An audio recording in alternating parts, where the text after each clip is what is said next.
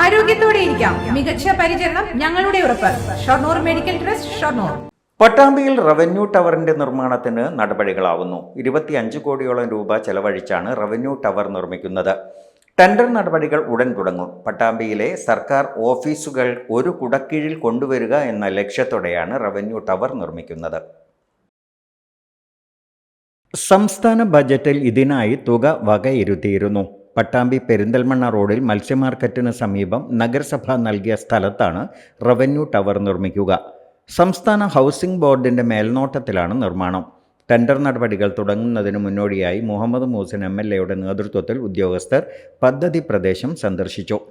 നിലവിലെ mini civil സ്റ്റേഷനിൽ പ്രവർത്തിക്കുന്ന മുഴുവൻ സർക്കാർ ഓഫീസുകളും റവന്യൂ ടവറിലേക്ക് മാറ്റും. മിനി സിവിൽ സ്റ്റേഷൻ കെട്ടിടം താലൂക്ക് ആശുപത്രിയുടെ ഭാഗമാക്കാനുമാണ് ലക്ഷ്യം. 25 കോടിയോളം രൂപ ചെലവഴിച്ചാണ് കെട്ടിടം നിർമ്മിക്കുക. ഉടൻ തന്നെ പ്രവൃത്തികൾ തുടങ്ങാനാണ് ലക്ഷ്യമെന്ന് മുഹമ്മദ് മൂസിൻ MLA പറഞ്ഞു. നമുക്ക് എത്രയും വേഗം ടെൻഡറിലേക്ക് പോകാനുള്ള മറ്റു നടപടികൾ സ്വീകരിക്കുക എന്നുള്ളതാണ്. അപ്പോൾ അതിലേക്കുള്ള കാര്യങ്ങളാണ് ചെയ്തുകൊണ്ടിരിക്കുന്നത്. ഈ റവന്യൂ ടവർ യാഥാർത്ഥ്യമായി കഴിഞ്ഞാൽ നിലവിലുള്ള മിനി സിവിൽ സ്റ്റേഷൻ നമുക്ക് ആശുപത്രിയാക്കി മാറ്റാൻ കഴിയും. അപ്പോൾ താലൂക്ക് ആശുപത്രിയിൽ കൂടുതൽ സൗകര്യങ്ങളാവും. മാത്രമല്ല പട്ടാമ്പിയിലെ എല്ലാ ഓഫീസുകളും ഒരു കുടക്കീഴിലേക്ക് ഇങ്ങോട്ട് മാറുകയും പട്ടാമ്പി ടൗണിൻ്റെ തിരക്ക് കുറക്കാനും ഒക്കെ കഴിയും. Tahsildar TP Kishore, housing board executive engineer ഉൾപ്പെടെയുള്ള ഉദ്യോഗസ്ഥരും റവന്യൂ വകുപ്പ് ഉദ്യോഗസ്ഥരും സ്ഥലത്തെത്തിയിരുന്നു. Time kids preschool, Mannanur road, Vaniyamkulam. .View news.